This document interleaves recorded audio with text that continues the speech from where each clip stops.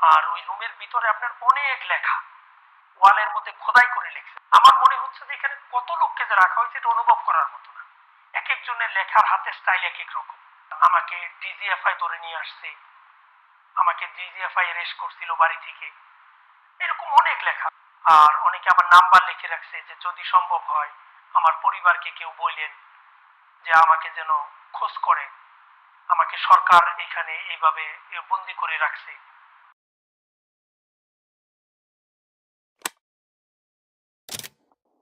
উত্তরে 14 তলা বিল্ডিং, দক্ষিণে ম্যাচ বি, তার মাঝখানে হলো একটা মাঠ, মাঠের মাঝখানে।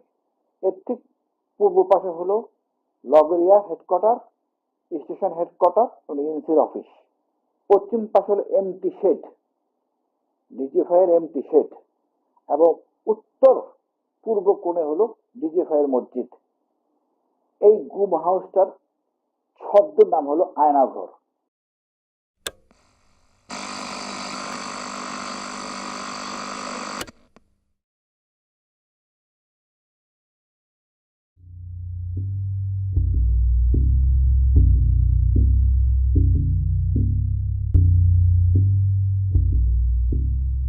ঢাকায় ডিজিএফআই সদর দপ্তরের ঠিক পেছনে অদ্ভুত এক স্থাপনা। র্যাপিড অ্যাকশন ব্যাটালিয়নের ওপর মার্কিন নিষেধাজ্ঞা আরোপের কয়েকদিন আগেই এই স্থাপনাটি ত্রিপলের ছাউনি দিয়ে ঢেকে ফেলা হয়। বাংলাদেশে বলপূর্বক অন্তর্ধান বা গুমের শিকার ব্যক্তিদের কোথায় আটক রাখা হয়? এই প্রশ্নের উত্তর খুঁজতে গিয়েই আমরা আয়নাঘর নামক এই গোপন কারাগারটির সন্ধান পাই। নেত্র নিউজের এই অনুসন্ধানটা শুরু হয় যখন মালয়েশিয়া প্রবাসী এক তরুণ আমাদের সাথে যোগাযোগ করেন। 2016 সালের মে মাসে গাজীপুরের কাপাসিয়া থেকে তাকে গুম করা হয়। এই খবরটা তখন স্থানীয় একটা পত্রিকাতেও প্রকাশিত হয় এবং তার ভাই থানায় একটা জিডিও করেন। বেশ কয়েক মাস পরে ভুয়া একটা মামলায় তাকে গ্রেফতার দেখিয়ে কারাগারে পাঠানো হয়। সেখান থেকে ছাড়া পেয়ে তিনি মালয়েশিয়ায় ফিরে যান। আমি শেখ মোহাম্মদ সেলিম, আমার গ্রামের বাড়ি গাজীপুর কাপাসিয়া 6 নং ওয়ার্ড। আমি মালয়েশিয়ান প্রবাসী। আমি 2008 সাল থেকে মালয়েশিয়াতে কর্মরত ছিলাম। 2015 সালের লাস্টে দিয়ে আমি দেশে যাই বিবাহ করার উদ্দেশ্যে। তো 2016 সালে 29শে মে আমি কাপাসিয়া ব্রাক ব্যাংকের পাশে বডি গ্যারেজে আমাদের গাড়ির বডির কাজ চলতেছিল। আমি এটা পর্যবেক্ষণ করতেছিলাম বিকাল আনুমানিক 4টা থেকে 5টার এরকম সময়। তো হঠাৎ করে 4-5 জন লোক, একটা গাড়ি আসলো, 4-5 জন লোক গাড়ি থেকে নামলো। তো ওনাদের হাতে একটা মনিটর ছিল। তো ওনারা আমার থেকে মেবি 10 ফিট ডিস্টেন্স ছিল দূরত্ব। তো অটোমেটিক আমার মোবাইলে একটা কল আসে। আমি মোবাইলটা বের করি, বের করার সাথে সাথে ওনারা আমার সামনে চলে আসে। সামনে আসার পরে আমাকে জিজ্ঞেস করে, আপনি কি শেখ মোহাম্মদ সেলিম? আমি বলি জি। তো 2 জন লোক আমার দুই পাশে আমাকে একরকম ধরার মতোই, বাট ধরে নাই। তো বললো একটু সামনে আসেন, কথা আছে। তো আমি যখন একটু সামনে যাই, তো ওনারা 2 জন আমাকে ধরে গাড়িতে উঠায় জোরপূর্বক। গাড়িতে উঠানোর সাথে সাথে আমার চোখ বেঁধে ফেলে, আমার হাতটা বেঁধে ফেলে পিছনে। তারপরে আরেকটা মোটা কাপড় দিয়ে আমার চোখ বাঁধে, তারপরেও একটা টুপি পরায়। তো আমি গাড়িতে ওঠার সাথে সাথে একজন আমাকে বলে, যখন গাড়িটা চলতেছিল, আমাকে বলে আপকো হিন্দি আতা হ্যায়? হিন্দি মে বাত করো। তো আমি তো একটু নার্ভাস ফিল করছি। তারপরে আমি বলছি যে আমার হিন্দি থোড়া থোড়া আতা হ্যায়। তারপরে ওনারা বাংলায় আমাকে কথা বললো, জিজ্ঞেস করলো। তো বিভিন্ন কথা বললো, জিজ্ঞাসাবাদ করলো। তো গাড়ি খুব স্পিডে চলছিল, আমার নিঃশ্বাস বন্ধ হয়ে যাচ্ছিল। আমি ওনাদেরকে বললাম যে আমার নিঃশ্বাস বন্ধ হয়ে যাচ্ছে। তখন ওনারা টুপিটা একটু উপরে উঠায় দেয়। তো রাস্তার পথিমধ্যে আপনার আমাদের রাজেন্দ্রপুর বাজারে একমাত্র রেল ক্রসিং আছে, যেটা খুবই গাড়ি চললে খুবই আপনার মানে শব্দ হয় আর অনুভব করা যায়। যেহেতু আমি দীর্ঘদিন এই লাইনে আমাদের গাড়ির ব্যবসা ছিল, তো ওইখানে আসার পরে আমি অনুভব করতে পারি যে আমি রাজেন্দ্রপুর বাজারে রেল ক্রসিংয়ে আসি, একটু সামনেই আমাদের সেনাবাহিনী ক্যান্টনমেন্ট, ওইখানে উঁচু উঁচু আইল্যান্ড আছে। তো ওই আইল্যান্ডে যাওয়ার পরে আমি পুরোপুরি কনফার্ম যে আমি আপনার ক্যান্টনমেন্টের ভিতরে আছি। তো ক্যান্টনমেন্টের মেবি লাস্ট চেকপোস্টে ওই গাড়িটা সিগন্যাল দেওয়া হয়। পিছনে গাড়ি ছিল নাকি ওইটা আমি দেখি নাই, পরে শুনতে পারছিলাম। আমি যখন বের হয়েছি তখন অনেকে বলছিল 2টা গাড়ি ছিল, বাট আমি একটা গাড়ি দেখছিলাম। তো যখন ক্যান্টনমেন্টে গাড়িটা ব্রেক করা হয়, তো সম্ভবত সেনা অফিসার কথা বলতে চাচ্ছিল, বাট ওনারা কথা বলতে রাজি না। পিছনের গাড়ির সাথে হয়তো বা ওনারা কথা বলার পরে আবার গাড়ি রানিং হলো, চলতে থাকলো। তো ওইখান থেকে মেবি 5 মিনিট ডিস্টেন্স, এতটুক জায়গা যাওয়ার পরে আমাকে গাড়ি থেকে নামানো হয়। গাড়ি থেকে নামানোর পরে আরেকটা গাড়িতে উঠানো হয়। শেখ মোহাম্মদ সেলিমের জবানবন্দিটা খুবই গুরুত্বপূর্ণ, কারণ এই প্রথমবার গুম থেকে ফিরে আসা একজন সার্ভাইভার প্রকাশ্যে তার অভিজ্ঞতা নিয়ে কথা বলছেন। কারা তাকে ধরে নিয়ে গেল, ঠিক কোথায় রাখলো, এসব প্রশ্নের উত্তর তার জানা ছিল না, কিন্তু অনেক খুঁটিনাটি বিষয় তার মনে ছিল। কাপাসিয়া, রাজেন্দ্রপুর, গাজীপুর, ঢাকা, এই রাস্তাটা তার আগে থেকেই খুব পরিচিত ছিল, কারণ তিনি নিজে এক সময় এই রুটে বাস চালাতেন। কাজেই চোখ বাঁধা থাকলেও তিনি অনুমান করতে পারছিলেন গাড়িতে করে তাকে কোন দিকে নিয়ে যাওয়া হচ্ছে। আমার ক্যালকুলেশন অনুযায়ী, আমার ধারণা অনুযায়ী আমাকে হোটেল রেসিডেন্স তা আর নৌবাহিনীর ক্যাম্প, কর্মীতলা হসপিটাল, এই এরিয়ার মধ্যে আমাকে নিয়ে আসছে। আমাকে মেন রুট থেকে সম্ভবত, মানে আমার ওই গাড়িটা যখন ঘুরানো হয় তখন আমি ফিল করতে পারছি ডানে হতো বা বামে যে কোনো একটা জায়গায় ঢুকিয়ে দিল গাড়িটা। তো আমার মনে হয়েছিল যে নৌবাহিনীর ক্যাম্প প্লাস কর্মীতলা হসপিটাল, যে কোনো আশেপাশে। যখন আপনার মেন রোড থেকে ঢুকানো হয়, ওইখানে আমি 2টা আইল্যান্ড ফিল করতে পারি, প্লাস একটা চেকপোস্টও ছিল যেখানে ওনারা গ্লাস একটু নামিয়ে কথা বলে। তো গাড়িটা খুবই স্লোলি চলছিল, মোটামুটি আপনার 10-15 মিনিট গাড়িটা চলার পরে, বা আরও কম সময়, বাট আমি একজ্যাক্টলি ইয়েটা বলতে পারবো না। তো গাড়িটা যে কোনো এক জায়গায় ব্রেক করা হয়। ব্রেক করার পরে আমাকে গাড়ি থেকে নামানো হয়। নামানোর পরে আপনার কেচি গেট বলে আমাদের, যেটা আমাদের বাংলাদেশে কলিপসেবল গেট যেটাকে বলে আর কি, আপনার ওই গেটটা খোলা হয়। তো আমি শব্দ ফিল করতে পারি, যেহেতু আমি দীর্ঘদিন ওয়েল্ডিংয়ের সাইটে জব করেছি মালয়েশিয়াতে। তো ওই দরজাটা খোলা হয়, খোলার পরে সিঁড়ির মতো জায়গা দিয়ে আমাকে একটু নামানো হয়। নামানোর পরে অনেক জায়গা আমাকে ঘুরানো হয়। তো এক জায়গায় নিয়ে আমাকে বসানো হয়। কিছুক্ষণ বসিয়ে রাখার পরে আপনার আমার নাম টাম জিজ্ঞেস করা হয়, আমার প্রেশার মাপা হয়। আমার প্রেশার মাপা আমি তো আর দেখি নাই, বাট ওনারা এখানে আপনার মেডিকেল ইকুইপমেন্ট লাগিয়ে ওনারা চেক করে। সেলিমকে যেখানে নিয়ে যাওয়া হয় সেই জায়গাটার ব্যাপারে বেশ কিছু সূত্র তার এই সাক্ষাৎকারে আছে।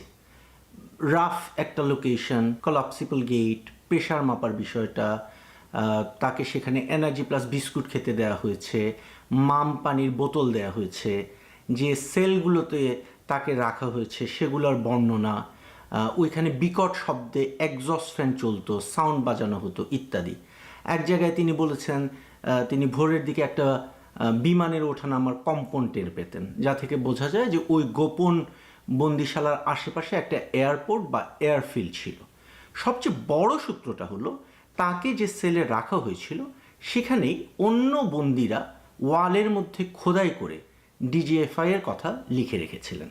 আর ওই রুমের ভিতরে আপনার অনেক লেখা ওয়ালের মধ্যে খোদাই করে লিখছে। আমার মনে হচ্ছে যে এখানে কত লোককে যে রাখা হয়েছে এটা অনুভব করার মতো না। এক একজনের লেখার হাতের স্টাইল এক এক রকম। আমাকে ডিজিএফআই ধরে নিয়ে আসছে, আমাকে ডিজিএফআই অ্যারেস্ট করছিল বাড়ি থেকে, এরকম অনেক লেখা। আর অনেকে আবার নাম্বার লিখে রাখছে যে যদি সম্ভব হয় আমার পরিবারকে কেউ বললেন যে আমাকে যেন খোঁজ করে, আমাকে সরকার এখানে এইভাবে বন্দি করে রাখছে।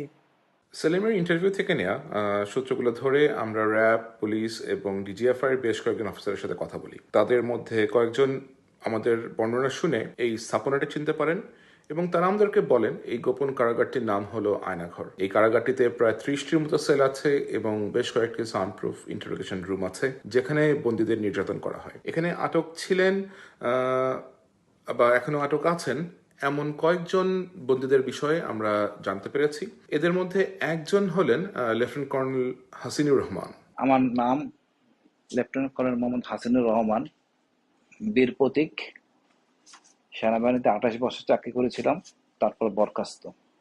সাবেক সেনা কর্মকর্তা হাসিনুর রহমান এখন পর্যন্ত 2 বার গুম হয়েছেন। প্রথমবার গুম থেকে ফিরে আসার পর 2018 সালের অগস্ট মাসে তিনি দ্বিতীয়বার গুম হন। মিরপুর ডিওএইচএস থেকে তাকে অপহরণ করা হয়। 1 বছর 6 মাস 14 দিন আয়নাঘরে বন্দী ছিলেন হাসিনুর।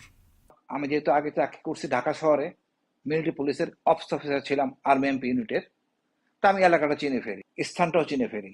যে নতুন যে কমপ্লেক্স গুম হাউজের, সেটা হলো 5টা করে রুম, প্রতি 5টা রুমের সাথে একটা করে বাথরুম। যেই পাশে আমি ছিলাম, অর্থাৎ পশ্চিম পাশের 5টা রুমের সাথে যেই বাথরুম, সে বাথরুমে 2টা প্যান আছে, একটা লো প্যান, একটা হাই প্যান, হাই কমোড। আমি হাই কমোডের উপরে উঠে একজস্ট ফ্যান দিয়ে বাইরে তাকাই, আমি দেখতে পাই পুরান বিল্ডিং এবং আমি চিনতে পারি মোটামুটি এর এলাকাটা কোনটা। এটা হলো সম্পূর্ণ কমপ্লেক্সটা হলো উত্তরে 14তলা বিল্ডিং, দক্ষিণে মেজ বি, তার মাঝখানে হলো একটা মাঠ, মাঠের মাঝখানে এর ঠিক পূর্ব পাশে হলো লগরিয়া হেডকোয়ার্টার, স্টেশন হেডকোয়ার্টার এবং এনসির অফিস। পশ্চিম পাশে হলো এমটি শেড, ডিজিএফআই এর এমটি শেড, এবং উত্তর পূর্ব কোণে হলো ডিজিএফআই এর মসজিদ। এই গুম হাউসটার ছদ্ম নাম হলো আয়নাঘর। আয়নাঘরের বর্ণনা দিতে গিয়ে হাসিনুর রহমান বলছেন, এখানে 2টি সেকশন আছে, 10টি রুমের নতুন সেকশন এবং 16টি রুমের পুরনো সেকশন। সামরিক ও বেসামরিক ব্যক্তিরা এখানে প্রহরীর কাজ করেন। আমরা যখন হাসিনুর রহমানের সাক্ষাৎকার নেই, তখন সবচেয়ে স্ট্রাইকিং বিষয়টা ছিল যে তার দেওয়া বর্ণনা এবং শেখ মোহাম্মদ সেলিমের দেওয়া বর্ণনা অনেকটাই মিলে যায়। তো রাতে আমাকে এনার্জি প্লাস বিস্কুট দেওয়া হয়। এনার্জি প্লাস বিস্কিট দেওয়া হয়তো মাঝে মাঝে। একজ্যাক্টলি আমি আপনাকে 2 দিন 3 দিন এটা বলতে পারবো না, যেহেতু সূর্যের আলো বাতাস কোনোটাই আমি ফিল করতে পারি নাই। কখন সময় যাচ্ছে, কি হচ্ছে, মানে ওইটা আসলে আপনার অনুমান করা যায় না। তারপরও খাবারের যে সময়টা, এটা অনেক সময় দেখা যাইতো যে খুব ক্ষুধা লাগছে, খাবার দিচ্ছে না, আবার দেখা যাচ্ছে কিছুক্ষণ আগে খাইলাম আবার খাবার দিল, মানে এমন একটাই অবস্থা। খাবারের কন্ডিশন খুব ভালো ছিল। আপনার খাবার খুব ভালো খাবার দেওয়া হইতো, 1 বোতল করে মাম ওয়াটার দেওয়া হইতো।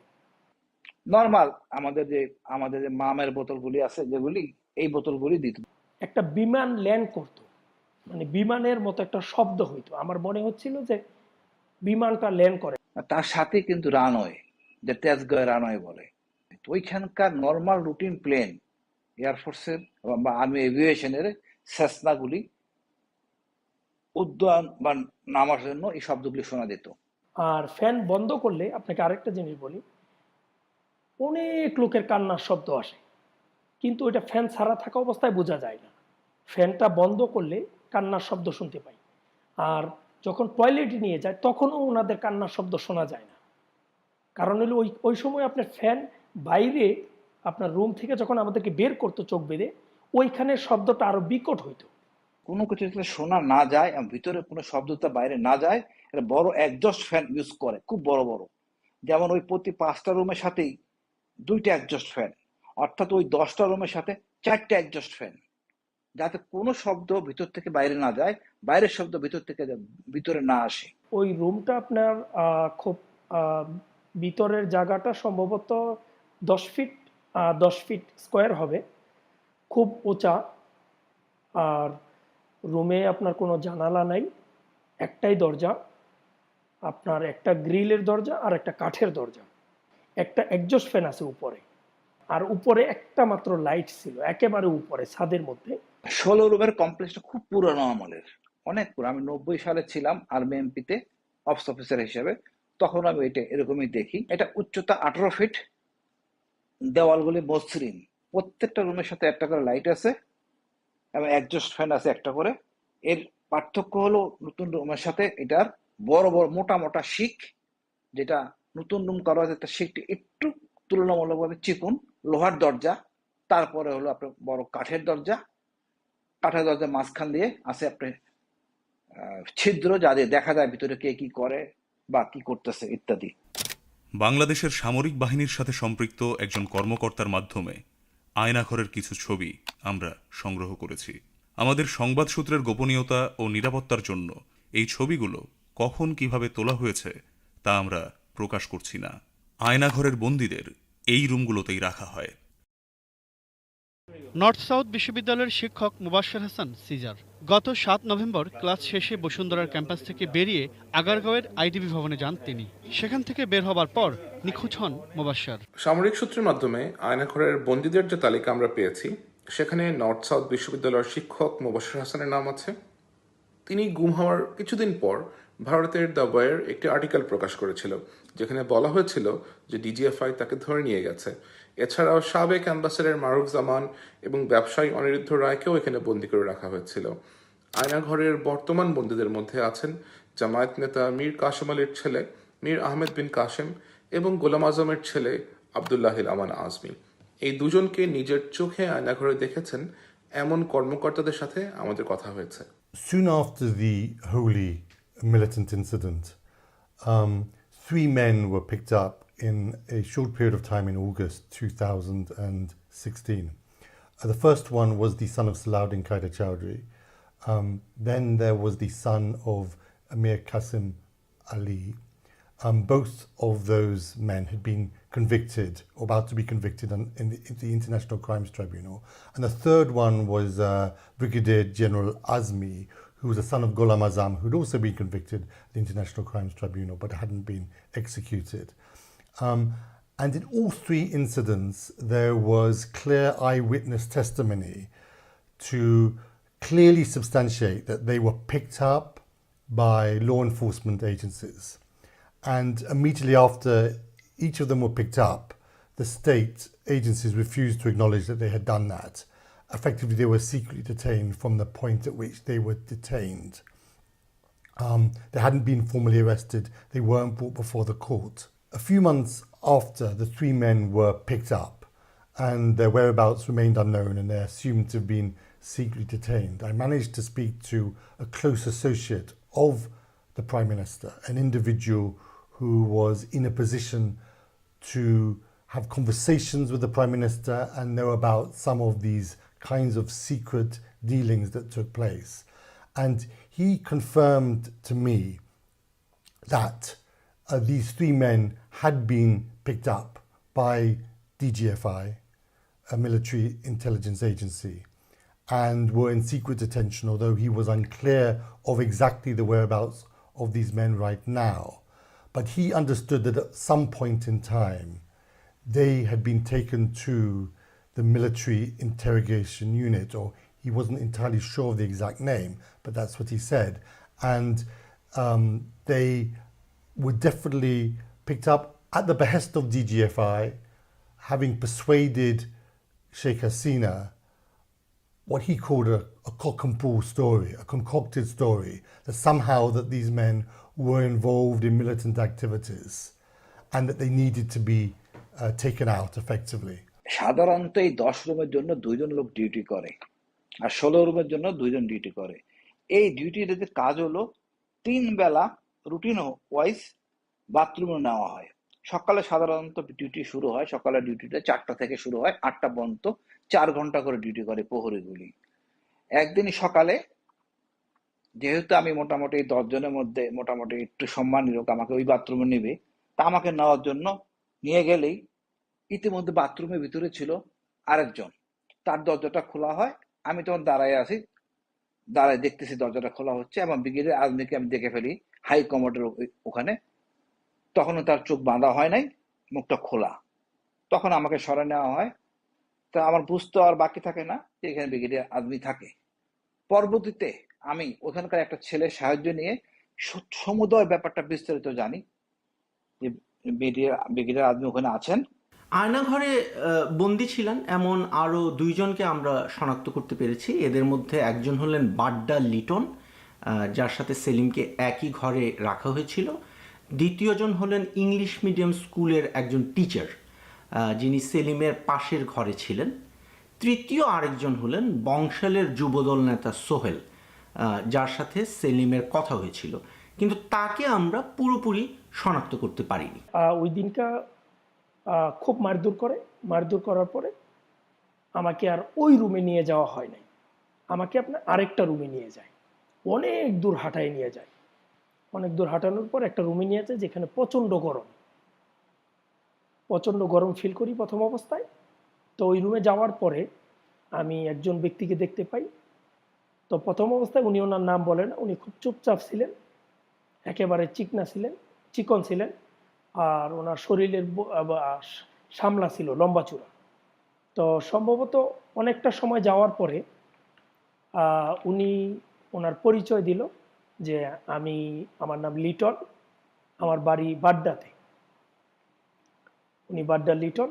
উনি সম্ভবত 2017 সালে বা 16 সালে বাংলাদেশ থেকে সরকারিভাবে অলিম্পিকে মার্শাল আর্টে অলিম্পিকে যোগ দেওয়ার জন্য যাওয়ার কথা ছিল। ওই আপনার ওইটাকে মার্শাল আর্ট বলছিল না এক্স্যাক্টলি, মানে ক্যারাতি বলছিল আর কি, তো আমি বুঝি নাই। তখন উনি মার্শাল আর্ট বললো আমাকে, ক্যারাতি সম্ভবত। বাড্ডা লিটন সম্পর্কে সেলিম যে বর্ণনা দিয়েছেন সেটার উপর ভিত্তি করে আমরা বিভিন্ন ডেটাবেজে এই বর্ণনার সাথে মিলিয়ে অনুসন্ধান শুরু করি। আমাদের অনুসন্ধানে শেখ মোহাম্মদ আবু সালে নামক একজনের সন্ধান পাই, যিনি ঢাকার একটা কারাতে স্কুলে প্রশিক্ষক ছিলেন। 2016 সালের নভেম্বরে র্যাব তাকে গ্রেফতার দেখায়। সে সময় অভিযোগ আনা হয় যে এই আবু সালে ওরফে লিটন ওরফে হুরাইরা একজন জিহাদি সন্ত্রাসী এবং তিনি আইসিসের কারাতে প্রশিক্ষক হিসাবে কাজ করতেন। আমরা তার ছবি সেলিমকে দেখাই এবং তিনি আমাদেরকে নিশ্চিত করেন যে এই শেখ মোহাম্মদ আবু সালেই সেই বাড্ডা লিটন যার সাথে তার আয়নাঘরে দেখা হয়েছিল। এখানে ঘটনার টাইমলাইনটা খুবই ইন্টারেস্টিং। জুন মাসের দিকে যে লোক ডিজিএফআই এর হেফাজতে ছিল, নভেম্বর মাসে তাকে র্যাবের হাতে গ্রেফতার দেখানো হয়েছে এবং সেটাকে আবার সন্ত্রাসবাদ বিরোধী অভিযানের একটা সাফল্য হিসাবে প্রচার করা হয়েছে। তো ওই বাড্ডা লিটনের সাথে মোটামুটি একটু সময় যাওয়ার পরে উনি আমার বিষয়ে জিজ্ঞাসাবাদ করলো। আমি বললাম, তো উনিও ওনার পরিবারের কথা বললো যে ওনার 2টা বাচ্চা আছে। উনিও মাঝে মাঝে খুব কান্নাকাটি করতো। তো আমি রাত্রে একদিন স্বপ্নে দেখলাম যে আমাকে পুলিশ তাড়া করছে, আমি আমার বাড়ির পিছন দিয়ে ওয়াল টপকিয়ে বের হয়ে গেছি।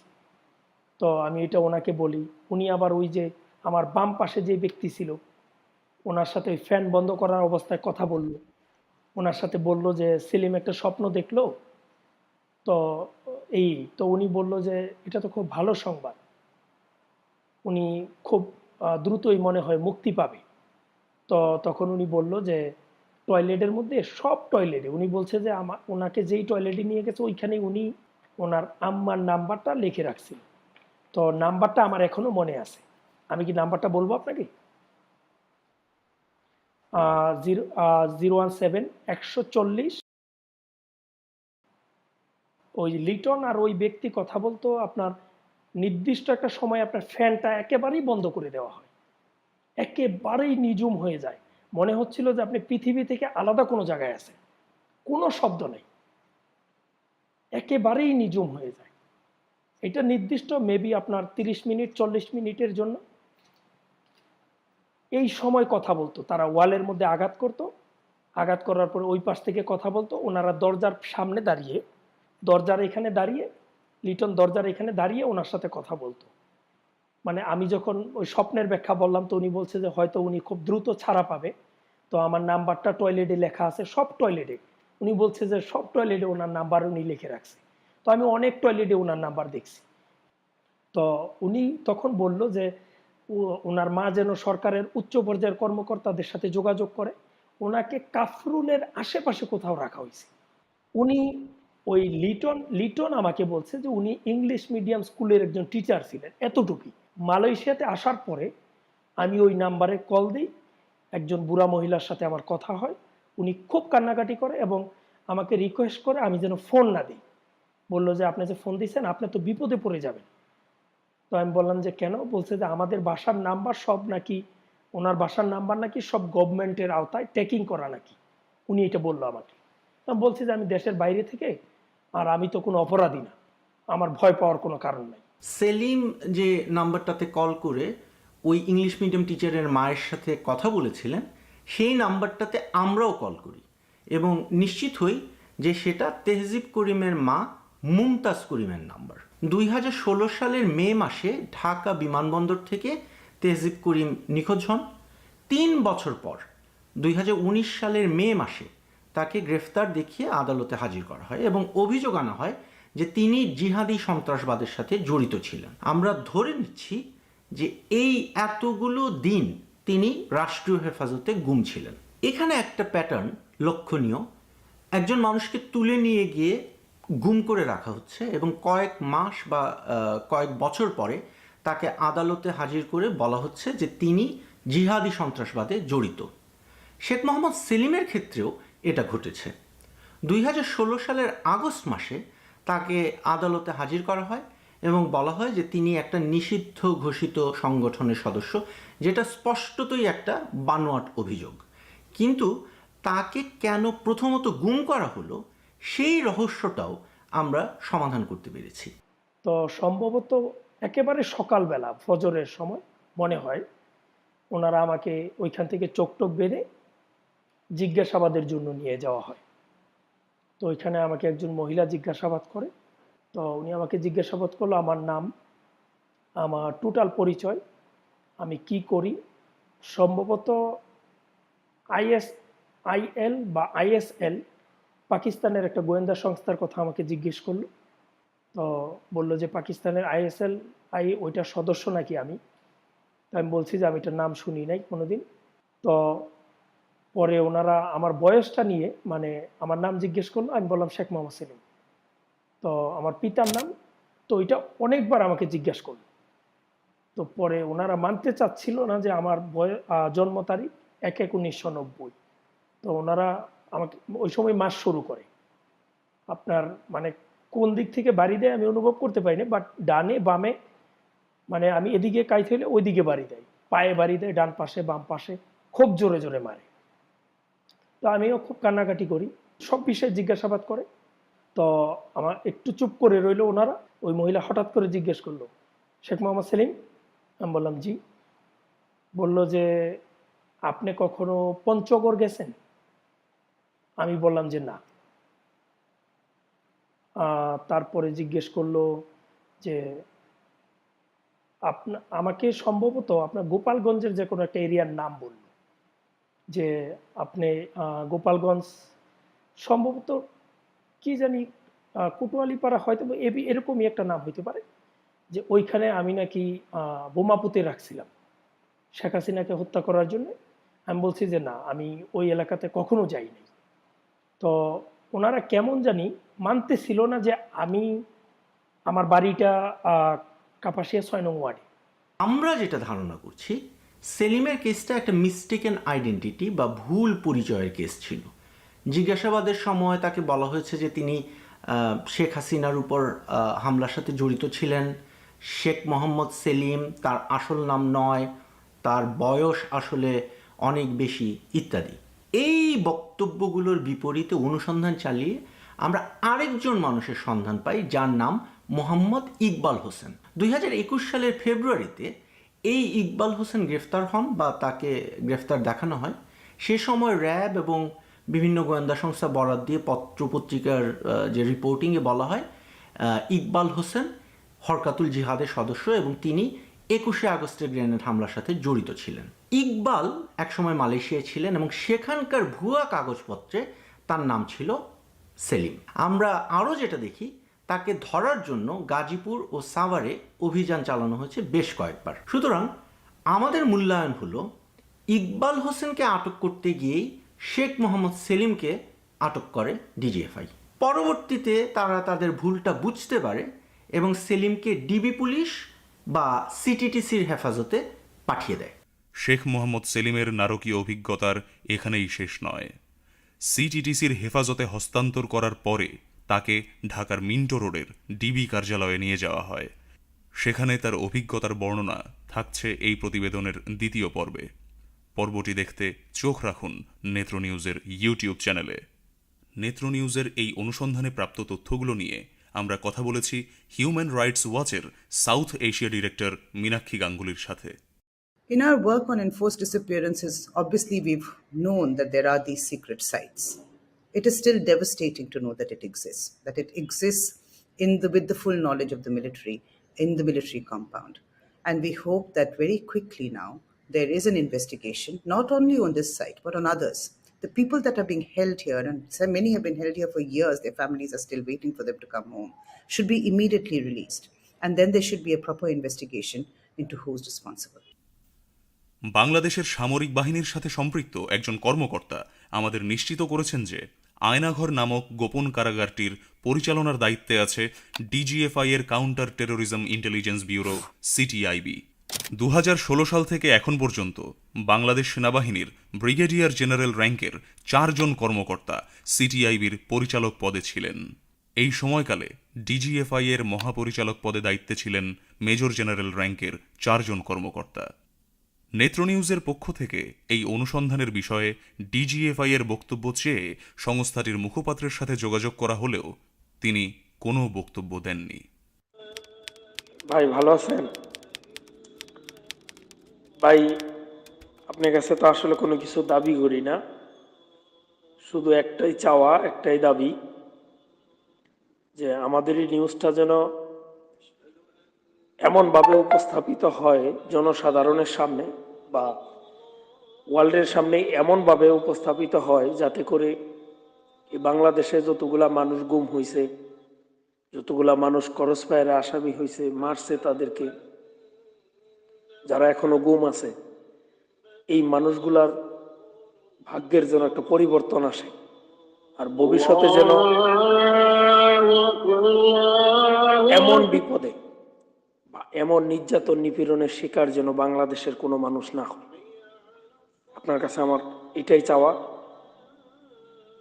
আমি তো মন থেকে চাই যে আমার মতো এমন যারা নির্যাতিত নিপীড়িত প্রত্যেকটা মানুষ আইসা কথা বলুক আপনাদের সাথে, কিন্তু কেন জানি সবাই ভয় পায়।